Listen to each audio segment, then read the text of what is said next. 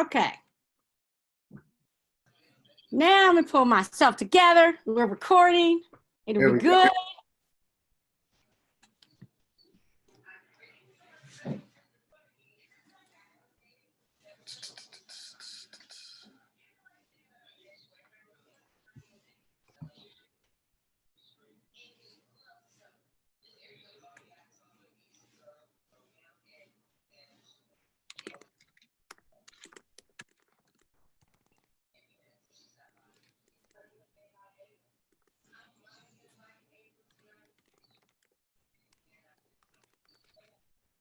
Okay.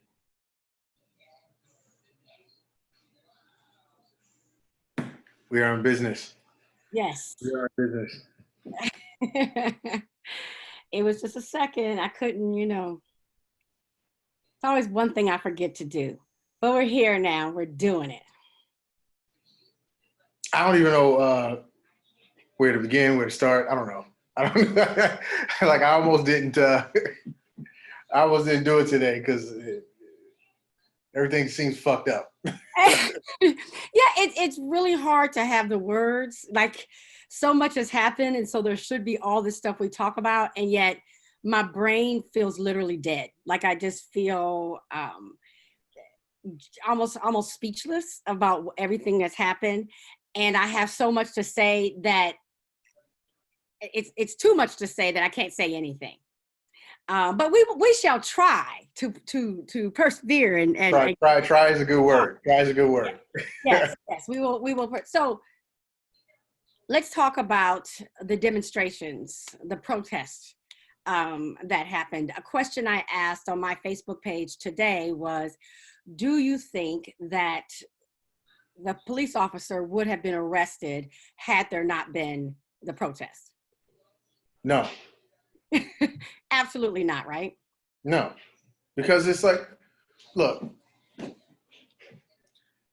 even when it comes to, even if you wanted to go back to, Ahmaud Arbery, nothing happens when it comes to the authorities until there's literally like a big show about it. So it's like, we need video, we need people mad on social media, we need people mad in person, just to get you to do the bare minimum of what you should have been doing anyway. And this ties into something that I said, who knows what video I said it on.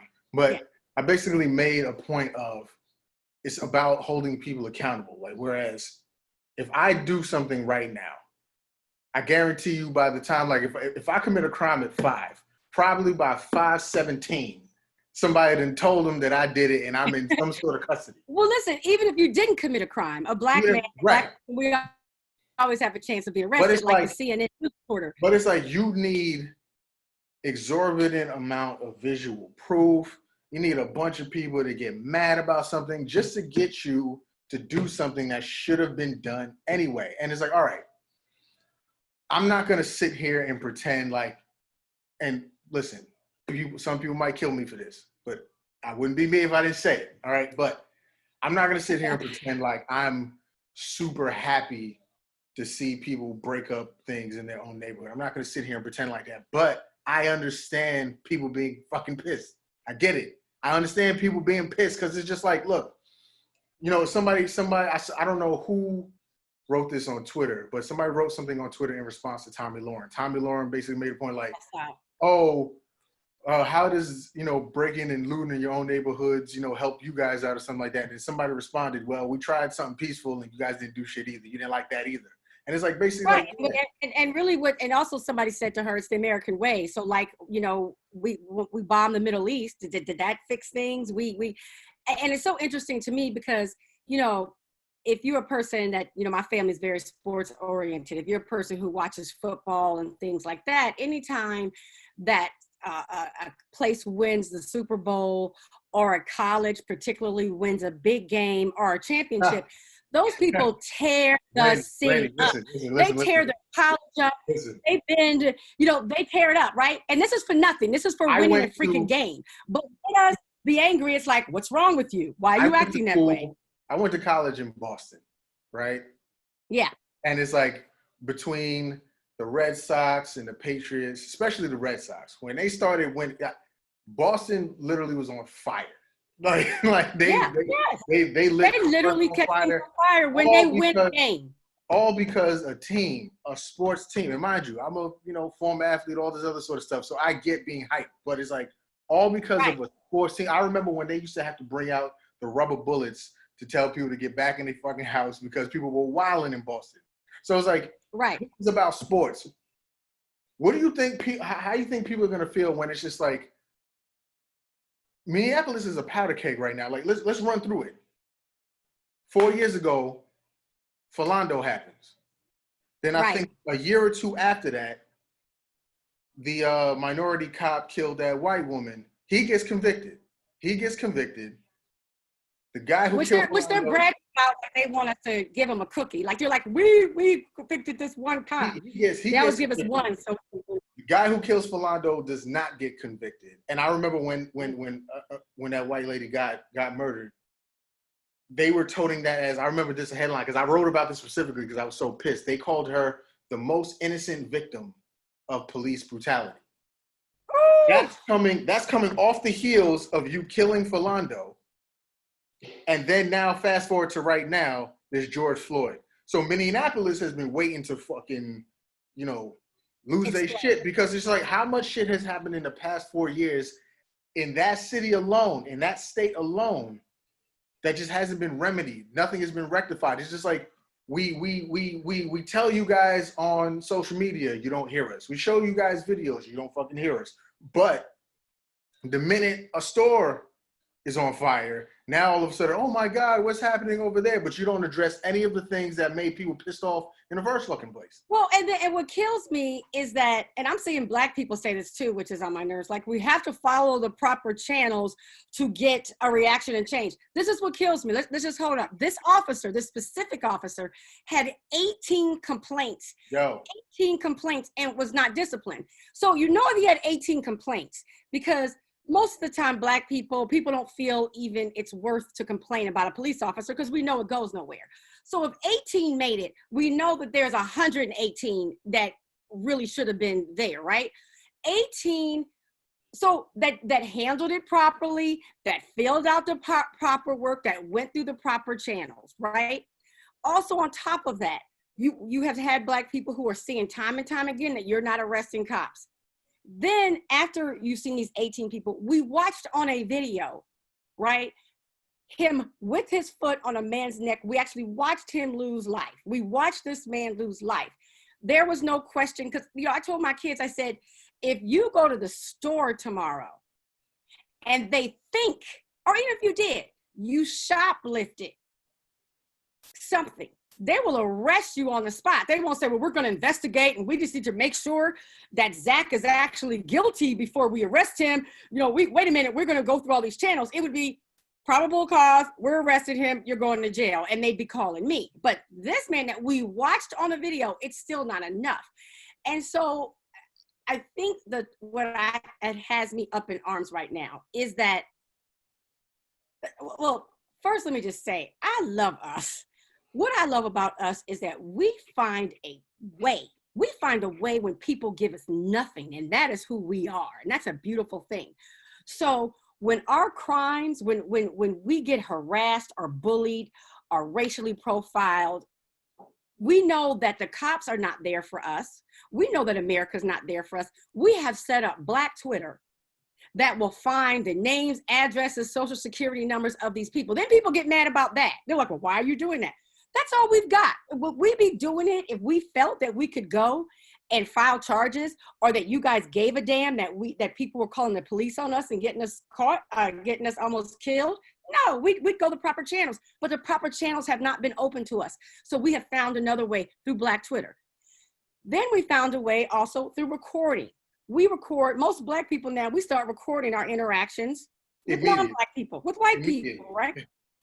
And then they're mad saying, well, how dare you record us? The question should be on white people's minds, why do Black people feel the need to record us when they're interacting with us, right? Why do they feel the need? Because that's the fucking problem, right? If somebody felt the need every time they were around me to record me, I would say, I had done some wrong things there. But that's the way we've done. And then thirdly, it's the protests. So we find these ways to get justice, not even justice, a modicum of justice somehow, but then we get punished or questioned for doing those things. You know, it's funny you brought up, you know, the different methods, because I don't remember this lady's name, but there's a DA who works here in New York who was responding to the Amy Cooper, Christian Cooper scenario. And she said that, like, you guys don't understand how valuable that video was, because in her office, if Amy Cooper had made that 911 call, they would just take that as evidence, right? And then so just without anything else, that they're going to take a hysterical 911 call as evidence enough to get him arrested, and then God forbid he ends up on Rikers Island for who knows how long before he's able to, like, maybe, you know, either take a plea deal for some bullshit he didn't do, or maybe he might actually get himself out of there on his own reconnaissance. But who knows how long that would have taken just to prove innocence because of that one bullshit phone call to begin with. So it's like that video literally was a line of defense for him to end up in, for him to avoid ending up in police custody. Absolutely. It saved him. Then you go to what you're saying about people finding people's addresses and all that other stuff. Because, like, listen, us doing that, those videos coming out is why Amy Cooper's ass was able to get fucking fired. There's one where there was there's another white guy who was harassing these black guys for working out. And yeah, right. He lost his office lease because of that video. And it's just like, we need to do these things because we cannot depend on the law to actually hear our cries of injustice. So it's like, you know what? We're going to get you fucked up in another way. That's literally all we have. That's all we have. It is all we have.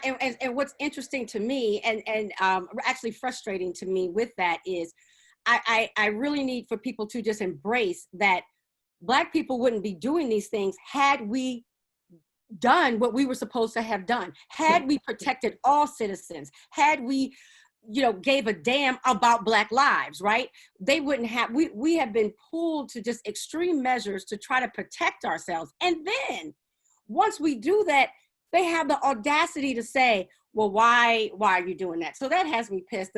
Another interesting thing was did you see the press conference yesterday? You know, the press conference of all the officials, you know, in Minneapolis, right? And you know, they're all saying, you have to trust us. We're gonna why would we do that? Investigate. And I'm sitting there like this.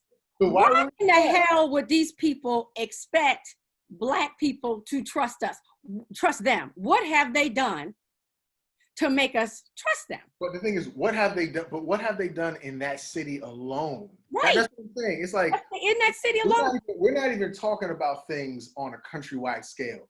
Just in your city alone, how many times have you dropped the ball? So why would these people trust you to do anything? And like I said before, it's like, all right, look, it's not, you know, fun to see, you know, it's not fun to see the protests, you know, escalate the way they do. But it's like, on the same token, it's just like, look, man, people are fucking fed up. They are fed up. And you also have to pay attention to the different ways the protests are being portrayed.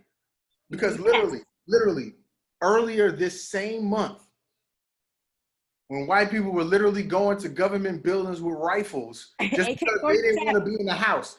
First off, hold on, time out, people. They wanted a haircut. People, they went to government buildings with rifles because they just didn't want to be in the house. That's their oppression is not wanting to be in the house. That's their oppression. But they're able to go to government buildings with rifles, and the president of the United States will call them very good people. Patriot. But then later on in the same month, people who are upset about the copious amounts of Black people who get killed, now all hell breaks loose. Like, look at these thugs. Trump tweeted. Thugs. We're thugs. Trump tweeted. Here's the part that literally sent my head into a fucking tailspin. He said, these thugs are dishonoring the memory of George Floyd. Keep in mind, George Floyd was in the process of getting arrested, meaning he was the type of thug that you think you considered him to be. Huh? Right. So you're dishonoring the memory of a man that you literally would have called a thug 5 seconds ago. Right. And still may, and probably is behind closed doors. Right. And it's just like, and then you add on to that, I've already seen people do reenactments. Oh yeah, oh yeah, oh yeah. People are reenacting the cop having his foot on.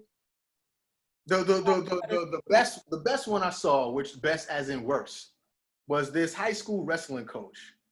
He was like, no, I was just trying to explain that I've wrestled my whole life. A knee on your neck wouldn't kill you like that. I'm not racist. I was just trying to prove a point. Bro, who reenacts a murder scene to make a point that clearly a point hasn't been made because he's dead? Right, because he's dead. Exactly. So it's like, bro, I don't care what you think you know or what you can do. He's dead. That's the proof we have. He's dead. Right. Who gives a fuck about your reenactment or whatever point you think you were trying to make? He's dead. And it shows that he has no empathy, or that they doesn't, again, don't see Black lives as mattering. While we're on that, when you said I'm not racist, I really want to do a PSA. White people, stop saying you're not racist. Like, don't say it anymore. Like, you really, first of all, you can't make that declaration. And you know, the way that clearly people have been acting is why you have to be on the defense. Because you never hear Black people saying they're not racist. You never hear, because we don't have to, right? We don't have to do that. So if you're not racist, what I challenge people to do is be anti-racist. Be where we don't have to question it, right? So you have to stop saying it, or let me see. Show me that you're not racist. Because I'm telling you, we're not running around. I don't have to sit down and talk to my kids about not using the word cracker like y'all so desperate to use the N-word. I mean, y'all, racism is a white problem, right? And it seems like y'all keep waiting on us to fix it. It really is your problem. It really is your problem. But you know what's crazy? Like, people never have to say they're not things if they're not doing it. Right. I don't have to go around being like, yo, I'm not a bank robber. That I rob banks. So right. I don't have to explain that to you because I've literally given no indicator that that's what I do. People only use these phrases after they do some fucked up shit. And then they have to try and clean it up. Like Amy Cooper going back to oh no, like I didn't do that. No, we heard you say, if I call 911, I'm going to tell them that an African American is threatening me. You knew 100% the ramifications of that type of statement. You right. then you use your race as a power. Yep. You cannot then follow that with I'm not racist, because you literally used his race as a weapon against him. If that's not racism, like here's the thing. People have a fucked up idea of what racism is. And what I mean by that is, if they're not literally hanging people or using the N-word or, you know, whatever other stereotypical. And they think that racism has a look. Like they think that, you know, to be racist, you have to be like with a Confederate flag and stringy hair and stuff. And so they think they're not racist just because they live in the suburbs or just because they dress a certain way. Like the racist doesn't have a look, right? It's like, not hanging from a tree. Exactly. It's like just because you know what it is. It's almost as, all right. So when we were in school, we all at this point went to social studies, and then they teach you about they might teach you the civil rights movement for about 2 days in social studies, and then the people will look at it and say like, hey, I'm not behaving exactly the way they behaved in the 1960s, so I can't possibly be racist. And it's just like, right. Nah, bro, that's not how that works. Right. Right. So it's like, don't just because it's not some blatant banner that's now deemed unacceptable, because like you just can't go outside right now and call black people niggers. So it's like, okay, so I'm not doing that. So I'm not like those people, but it's just like, no, you weaponize people's skin against them on a regular basis. That's literally what the mentality was behind all those other people. Just because you don't use the same terminology and you don't use the same levels of physical violence, some of you, because the cops do. Cops are out here wild. We know that. But like, But just because you don't use the same violent methods as your predecessors doesn't make you any less fucked up mentally. And somebody brought up a good point, especially about Amy Cooper, that I want people to understand. I forgot what article it might have been in the Washington Post or something like that, where they said, it looks like Amy Cooper is a liberal. Here's why that's important.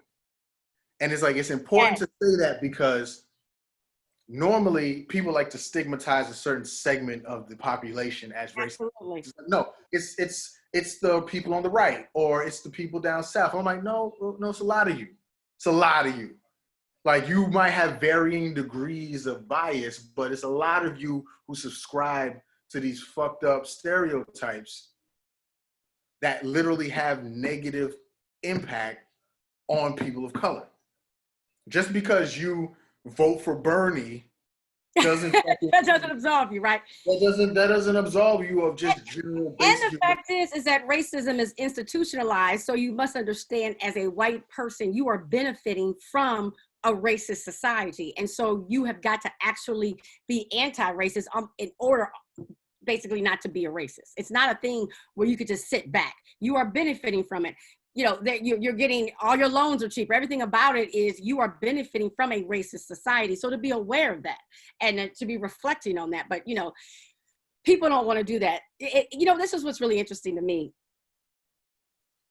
that I was thinking about. And I realize now why I got out of like the proper part of the field I was in D&I, right? Supposedly people who were so concerned about changing the world.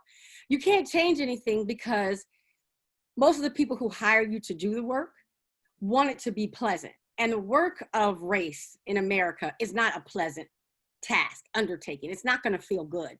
So you have to be willing to be uncomfortable, right? And that is a part where things get stopped because people want things to be pleasant. They want me to post the nicest post by Martin Luther King, right, about, you know, I have a dream. Seriously, they want to think only part of Martin Luther King. Only part, yeah, right. They've taken part. Right, there's so much more. They want me to use the nicest parts and say, you know, we're in this together and whatever. And the thing is that if you really want to do the work and talk about race, it is uncomfortable. And guess what? We don't like talking about it either. We don't like feeling like shit either, but we have to. Like, we have no choice because we're living it. Right. And I think that's even part of like things like the protests, is that we also want other people to live it too. We got to find, what is it going to make you, it's got to hurt for you too, so you'll do something. Because sadly, it doesn't seem as if people are just inspired to do the right thing. We can't depend on this country just to do the right thing because you're good people, as far as it comes to justice for Black people. So we have to set it up where you do the right thing because it's painful for you not to. You know, you brought up a good point along the way, where you spoke about like us not wanting to talk about it either. I think that gets lost. It gets lost in the sense that this isn't enjoyable for us. Like, we don't like I think, you know, when you hear people say, it's like, why do you guys always make everything about race? I'm just like, you know what?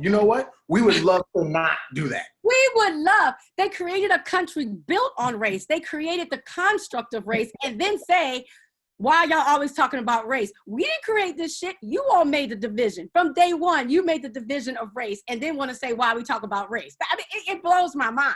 It's crazy. Or the people just talking about like, well, if you guys hate it here so much, why don't you go back? I was like, well, number one, first off, we didn't actually leave in the first place, right? Number two, most of us, when you say go back, we wouldn't even be able to tell you where we're supposed to be going back to. Because you kidnapped us. Exactly. Because you kidnapped us. I mean, we gotta tell the whole story, right? Right? We don't even know where you took us from. I don't know what country I'm in. Matter of fact, if you tell me, hey, everybody wants us to go back. If you can definitively tell me what country I came from, I'm out. And pay. They gotta pay your way back. Of course you gotta pay. This is not all. Use some of that money that, you know, you guys made along the way to, you know, help fund all of our excursions back to Africa. Then, if this is something that's weighing on your mind so much, right. You know, yeah, we have to be clear that it's not fun for us. a couple other things I want to say.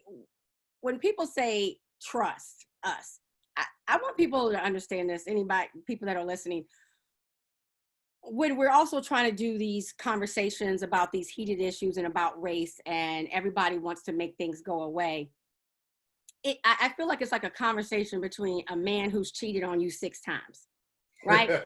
He's cheated on you 6 times, and he expects you just to take him back because he's saying, but baby, for real, I'm not going to cheat on you. This is the last time. I ain't going to do it no more. Just trust me. Just trust me. And then the woman goes out and she goes to the guy's phone. And he's like, she crazy as hell. She crazy as hell. She going through my phone and shit. He don't add the part that he cheated on her 6 times, right? Like, that part is left out. He just got her looking crazy because she's going through the phone. And I'm like, you got to talk about the history that we have, and not just look at the protests or look at as, going off and crying and acting a certain way. You have to look at what led to it. There is a story, and I'm kind of sick of people just telling part of the stories. Our pain is so earned. I honestly do not understand how we don't do more. I honestly don't understand how we're remaining sane, to be honest with you. And I honestly feel that if anybody has any sense, they would be nervous, because I do think that there is a level of enoughness, of pissed offness, of can't take no moreness in the Black community, that things need to be handled very promptly and well. And it's not going to cure racism, but I'm saying some smart moves need to be made here, and not BS, because all of America is going to suffer if not. I believe that. And that's what I'm seeing. And, Trump and others try to make it like it's just thugs, like there's these angry Black youths that are out here for no reason. Everyone I know, I mean, these are highly educated, professional Black people who are pissed off, right? I talked to 2 friends today, and they didn't go to work, and they're essential employees, and they were like, I just could not go into that office or to the hospital with one and trust myself to act accordingly, because of course we're always expected to act and be polite and friendly regardless of what is done to us. Our behavior is always expected to be better. Yeah, which is, why, like I said, I was juggling even doing the video today, because I was just like, man, fuck this. Like, I hope nobody from my job is even listening to this video. I didn't do shit today just because I can't. No. We should get a national day. It should be just understood when stuff like this happens that we get at least 24 hours off, paid leave. Like we are in, Black people are in mourning. It's funny because I tweeted, I said, I've talked to a lot of people, and of all the words that are used of how Black folks are feeling, enraged, outraged, helpless, sad, what struck me is the one word I haven't heard used: shocked. And I was like, isn't that sad? I haven't heard one Black person, and I'm talking about, I'm all over. I haven't heard one Black person use the word shocked. And America should be ashamed of that, because we're not surprised. We're saddened by it. It was horrible and horrific. We're traumatized, but we ain't shocked. Because it's like, we've seen it too many times. And even in the case of, the guy, the cop who killed George Floyd, it took all of this just to get an arrest. And that's for 3rd-degree murder, which is bullshit. Yeah, just to get an arrest. You go fast. First off, look at the small percentage of people that even reach getting arrested, and even smaller percentage of people that actually get convicted of anything.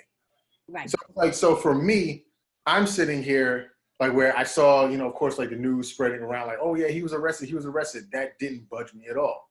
No. It didn't budge me at all, because I was like, it means nothing to me. Like, it means nothing to me because I don't have enough faith to think that that's going to translate to anything. And that's because of repeated examples of nothing coming to fruition, where, like I said, it's a small fraction of people who are even seemingly held accountable for their actions, but that doesn't even mean they're going to be punished. Because, like, you can go all the way back to Eric Garner. People didn't even realize that cop was quietly working for years after that. Years after that. Finally got, I think, fired maybe a year or two ago And then now they're appealing that. And it's just like, no, like, what year did Eric Garner happen again? Like, I'm blanking, but it's just like, yeah, like he was still working for years. Right. Oh yeah, or they'll retire with benefits and live well after murdering one of us. This man's family has to figure out how they're going to take care of each other with the absence of their patriarch, when you just get to sit at a desk and be fine with your incoming pension one day. Right. And and then to your point, they go back to saying you have to trust us. The thing is, trust is earned. And it's never been fully broken. Literally never been earned. It's never been earned. So what like, why would people say, you know what? I'm pretty sure they're going to handle this. We have no evidence to support that. We have no evidence to support that. I think you'd almost be a fool to believe that. I think you'd be a fool to believe that. And so I'm annoyed with people saying, let the officials handle it. No, absolutely not. As a matter of fact, I honestly tell people, don't let the officials handle it. Or I mean, we at least have to be pressuring the officials so they know that they better handle this in a way that shows that they respect our lives. And another thing that gets missed along the way when it comes to these type of incidents too is that people not say they forget, but it's not, posterized enough that it's basically them investigating themselves. Oh, they're not find themselves guilty of anything. On any level.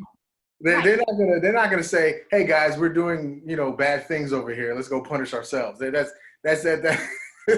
So right. Of course we're not gonna trust you guys to say, hey, yeah, we're doing bad things over here, us. No, because then you have to point the finger at yourself, and they're never gonna do that. But just like I knew that cop when, before the arrest, I was like, I know he was talking to other cops and higher up saying, man, I don't know, like they're putting the pressure on us, man. I think we might have to come get you. We're trying to work some stuff out. We're trying to calm them down. But he was in contact with people, And when the protesters went to his house, they said there were like 75 armed police officers there. He wasn't even there because he was taken care of, right? He was well taken care of. But, the protesters were at his house, and I'm like, but the police were protecting him, I mean, to the 75 officers. But what do you think that we need to do now? Like, if you, what are your thoughts on what we need to do now? Because I know people are feeling helpless. I wish I knew what to tell people. Yeah. I wish I knew what to tell people. I don't know. Yeah, I would say this. I would say continue to pay attention, because I think sadly so much comes to us as Black people that we almost have to move to the next case because then something else happens and we forget to follow up with this one. So, even if you had to set a calendar, like, to check in with officials regularly and see what's happening, like we kind of have to make a promise. If we really do we had to value Black lives too and continue to pay attention, right? Because I think they expect that we're gonna forget, because oftentimes we do, and we go on to the next death and we go on to the next death. And so there has to be just almost an organized movement where we say we will pay attention, right? That, George Floyd deserves that. Everybody deserves for us to continue to follow up somehow in some way. And my second thing is, and I know people think I'm corny for this, but I always preach this every time. It's like, I just believe that Black people, we've got to stop. We really have to just like put a whole lot of love on one another, because we're all feeling like shit right now. Right. And so like when I see Black people, infighting about certain things, I'm like, really, dude? Like, you ain't got enough? Like, the world is not enough. You want to take on a fellow Black person, even if you disagree? I disagree with folks all the time, but I truly just try to like take a step back, because I'm like, the greatest thing I could do is really just love my Black brothers and sisters, because we are all very stressed now. So I'm just trying to heap on the love extra. And I think that could be really monumental if we're just kinder to one another. I know it sounds corny as hell and whatever, but I really do believe that is a major step. And that's just my corny Randy B way, because we can control that. That is easier to control our actions than asking white folks, in the whole system to be dismantled and changed. I mean, I will say that as tiring as it is, we do have to maintain the same level of vigilance, because, without without the recordings, without the social media blasts, if people think things fall under the radar now, imagine how much things would really be under the radar if we didn't do the things that we're doing. Also, people put a lot of emphasis on elections, but not enough on local elections. Because like, if you really want to talk about it, because it's like, I mean, I can't speak for every city around the country, but I know at least here in New York, the mayor then, who you vote for mayor, then in turn chooses the police commissioner, which then in turn chooses how the police govern your neighborhood. So these things actually matter. And you also have to pay attention to the fact that none of these elected officials ever really speak to the traumas that are happening to their citizens in this manner. And the ones that do, they're so few and far in between. And then when they do speak out, they get attacked from other politicians because they want to still play nice politics as opposed to talking about real things. So it's like, yes, presidential elections are important. Your local elections are also super important because these are the people that are really going to be face to face with you, putting in the policies that are going to affect your everyday life. And you know what, I definitely want to end with that, because what you're saying is, I think a lot of times Black people don't vote. Black people become very disengaged because we feel helpless, right? Let's just end where we started. Me and you, when we started this, we're just feeling somewhat just exasperated, exhausted. I call it Black exhausted, and just helpless. And so what we have to do is not allow that feeling to disengage us and say, forget it, because what does it matter?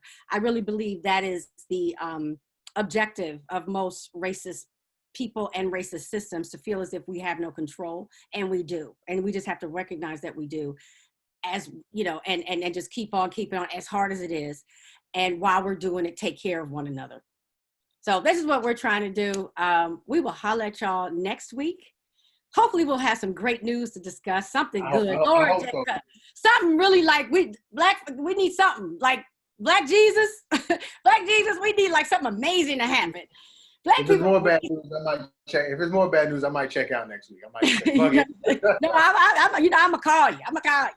Yeah. All right, guys, be safe, love on one another, and we'll holler at you. All right. Thank you for tuning in.